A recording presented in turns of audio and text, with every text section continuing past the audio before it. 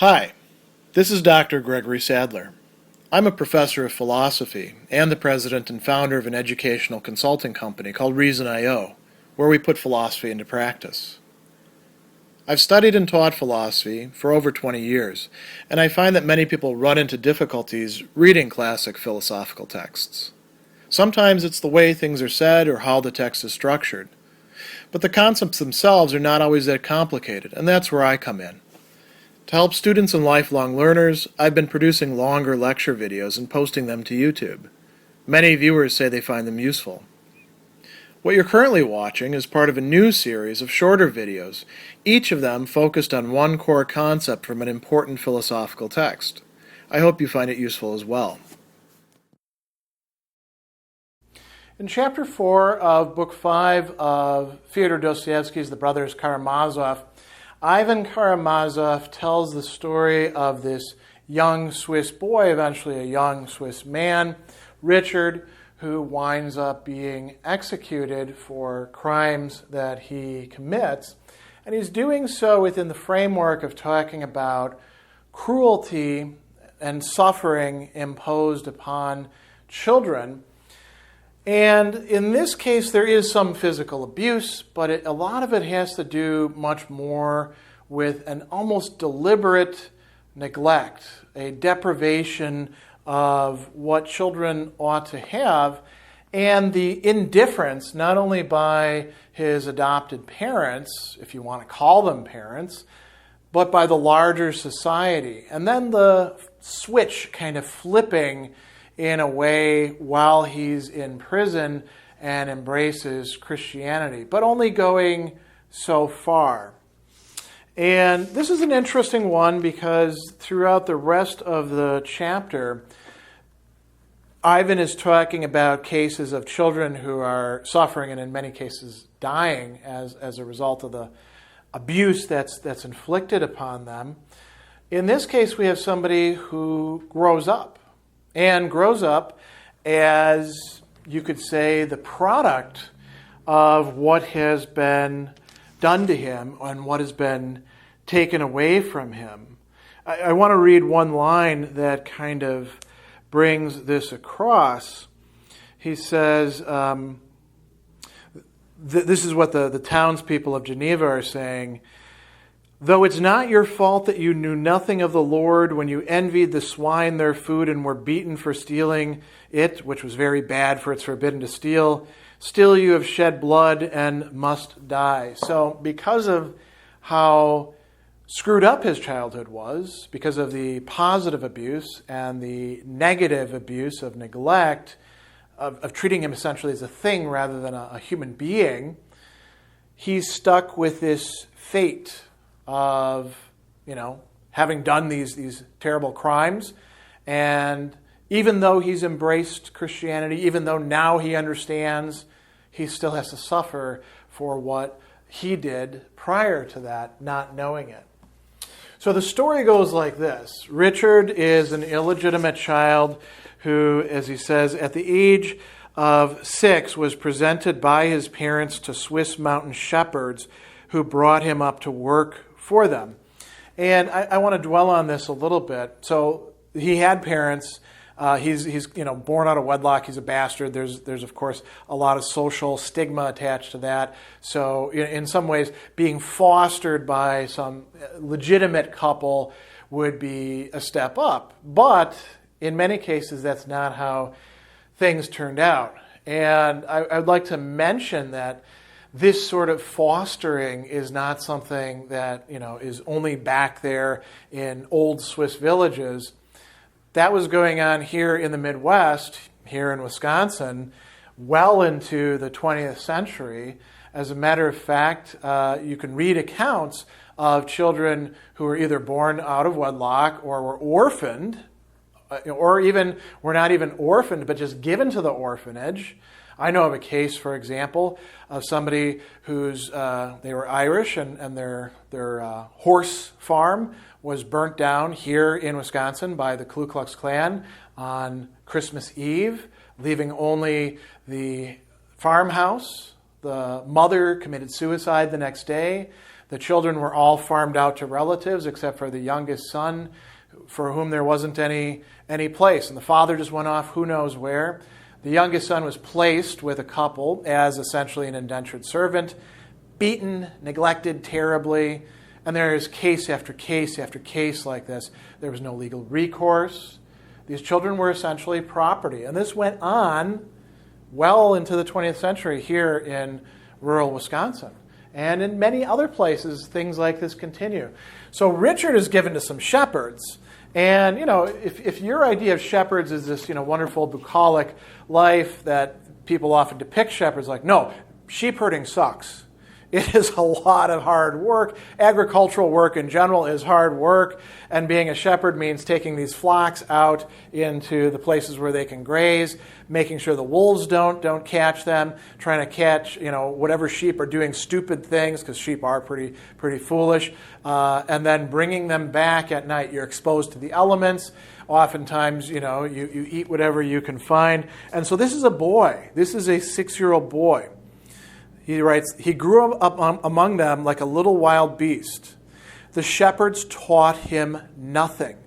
On the contrary, by the time he was 7, they were already sending him out to tend the flocks in the cold and the wet, with almost no clothes and almost nothing to eat. No education, no bringing up, no affection, no anything from these people that he's living with. He's put to work. He's out there in the elements. Switzerland is in the mountains. It gets cold up there. It's even cold sometimes in the summertime, right? And nothing to eat. He has to fend for himself. And it goes a little bit further. He says, none of them stop to think or repent of doing so.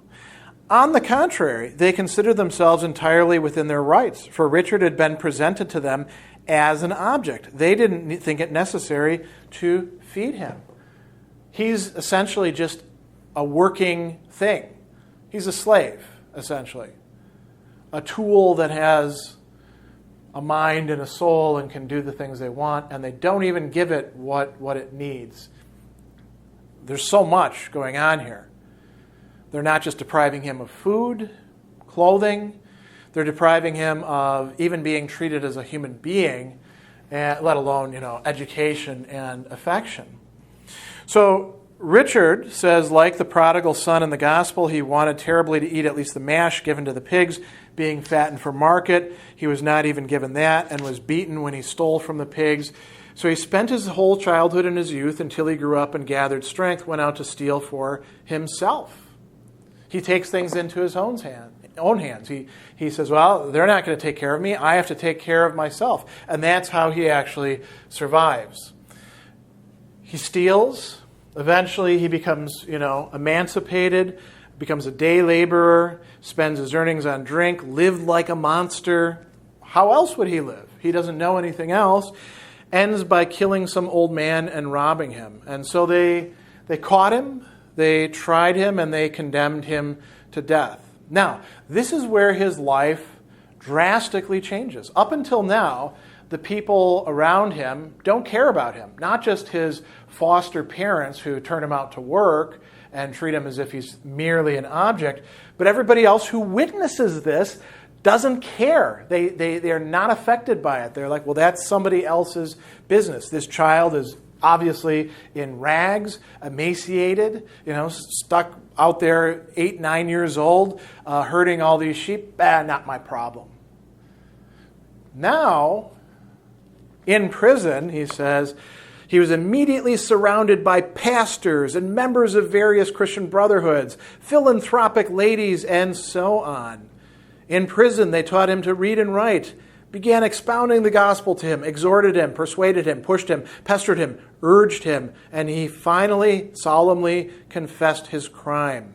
He repented. He wrote to the court himself, saying he was a monster, and that at last he'd been deemed worthy of being illumined by the Lord and of receiving grace. So he's had, whether it's real or not, he's at least on record as having had a conversion. It appears that it is real from what follows. And this happens because people, for the first time, care about him, at least in some way. They don't care about him necessarily in all the ways that he should be cared about, but they do that. And this is something that you can see in prisons. There are many volunteers who do indeed go into prisons and preach the gospel to them, teach them how to read and write. There's all sorts of other skills people can learn in prison that I think can sometimes be remunerative. Learning how to do, air conditioning, culinary arts gets taught in prison, all sorts of other things like that. But the question that we have to ask here is, are these more about the people getting to come in and do what they want to do, or is it really about the man who once was an abused child, now a damaged human being, who is ostensibly being helped? And Ivan goes on further. He says, all of Geneva was stirred, all of pious and philanthropic Geneva. All that was lofty and well-bred rushed to him in prison. Richard was kissed, embraced. You are our brother, grace has descended upon you. So now it's not just the busybodies and the religious people per se, it's everybody. He's like a hero, but a hero who has to stay in prison because he committed that crime, a crime that he committed in part because he didn't know really any better, because he was raised so poorly by these people who abused him. So now all of Geneva is saying, oh, this guy is so amazing, so great. And Richard, has a response. He wept with emotion. Yes, grace has depended upon me.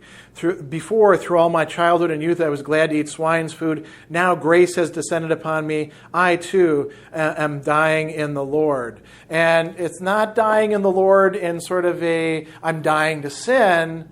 It's literally, he's going to die because he's going to be executed. They say, here we come back to it, yes, Richard, die in the Lord.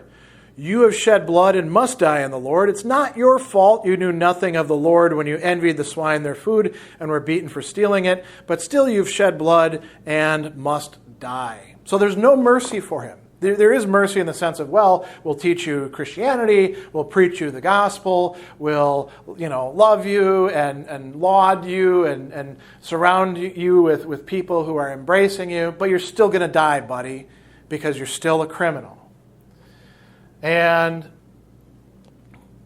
it goes on and says, Limp Richard weeps and all the while keeps repeating, this is the best day of my life. I am going to the Lord, moving towards the scaffold, in carriages and on foot, following the cart of shame that's bearing Richard. They arrive at the scaffold. Die, brother, they call out to Richard. Die in the Lord, for grace has descended upon you too. Covered with the kisses of his brothers, he's dragged up onto the scaffold, laid on the guillotine, and his head is whacked off in brotherly fashion, for as much as grace has descended upon him too. And this is like in a pamphlet that was being distributed in Russia, according to Ivan, by Lutheran agencies that were trying to use this as sort of a teaching case. What does it actually teach us? Nobody really stops and says, should we kill this guy? Is anything being rectified by, there's justice being done in the case of the old man who's killed, but this isn't like somebody who was raised in a decent household and shows between good and evil. In a sense, Richard is still a child when he commits this horrible crime. And we have to ask, well, what does it mean for grace to descend upon you? It means for Richard, well, I get to go to heaven, a heaven that he has, basically no idea about, and everyone else gets to talk about this wonderful, repentant criminal. But lurking in the background is this horrific abuse that has taken place and is not in any way being redeemed or recuperated through his embrace of the gospel and their execution of him.